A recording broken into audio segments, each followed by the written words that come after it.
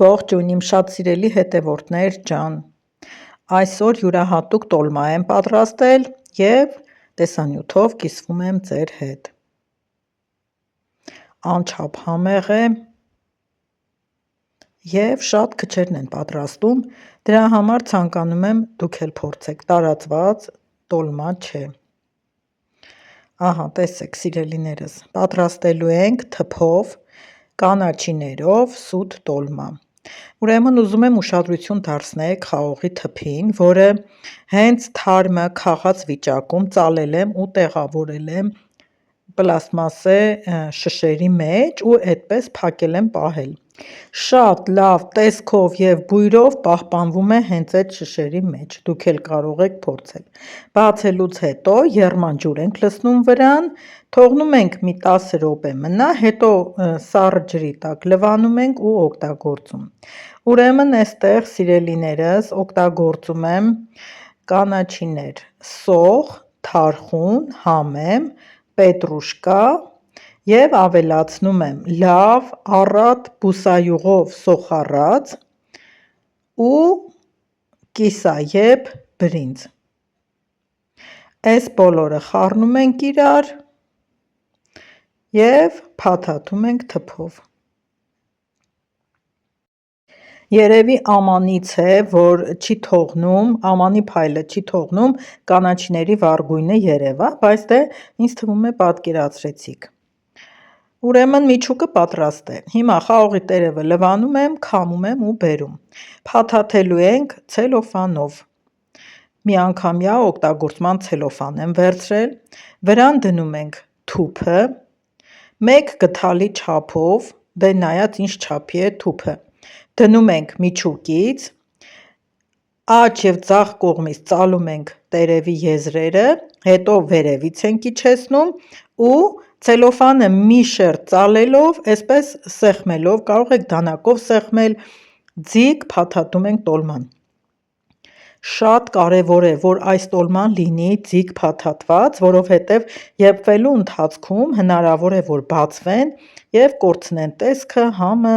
մի խոսքով։ Պետք է լավ ձիգ փաթաթել, թեկուզ առանց ցելոֆան, ձեռքերով, բայց ձիգ փաթաթել։ Վերևի մասից իջեցրած ցելոֆանը քաշում ենք և ինչ-որ բանով սեղմելով ստանում ենք այսպիսի ձիգ փաթաթած տոլմաներ։ Ավելի հեշտ կլինի, որ մի քիչ հաստ տոպրակ վերցնեք և դրանով փաթաթեք։ Սա էլ ցույց տամ, մնացածը ես կփաթաթեմ ինքս։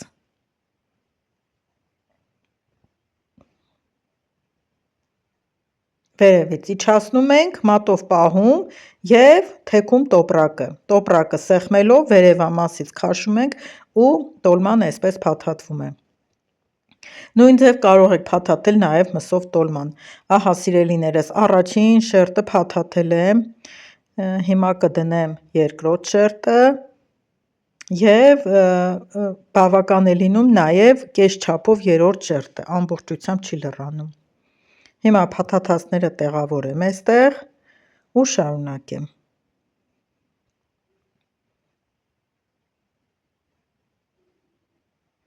Սիրելիներս, այս տոլման կոչվում է սարմա, երևի թե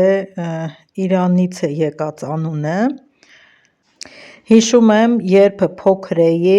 հորեղբորս կինը պարտադիր այս կանաչիների սեզոնին թարմը թփի ժամանակ պատրաստում էր, եփում էր ու բոլորիս կանչում էր ու հյուրասիրում էր։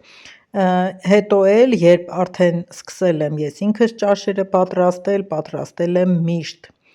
ամեն թփի սեզոնին։